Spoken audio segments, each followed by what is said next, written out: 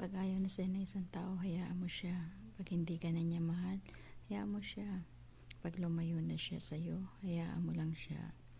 Dahil mas mahirap yung ipagpipilitan mo sarili mo sa taong ayaw na sa'yo at hindi ka na niya mahal. Kaya ang gawin mo, move on na lang. Ganun lang yan. Para hindi ka masyadong masaktan. Dahil balang araw, maiisip niya kung ano ka sa buhay niya noon.